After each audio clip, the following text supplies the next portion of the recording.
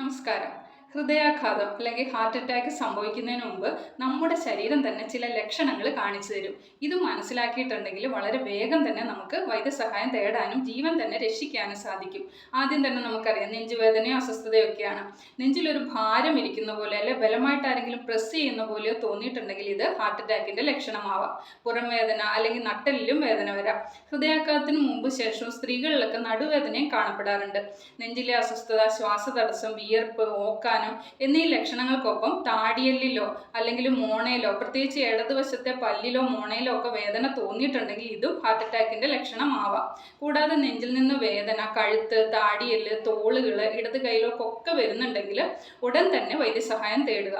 ഏതു പ്രായക്കാരാണെങ്കിലും സ്ത്രീ ആണെങ്കിലും പുരുഷനാണെങ്കിലും നെഞ്ചുവേദനയൊക്കെ തോന്നിയിട്ടുണ്ടെങ്കിൽ അത് ഗ്യാസിന്റെ ആണെന്ന് വിചാരിച്ച് ഇരിക്കാതെ അടുത്തുള്ള ഡോക്ടറെ കണ്ട് മറ്റു പ്രശ്നങ്ങളൊന്നുമില്ല എന്ന് ഉറപ്പാക്കുക.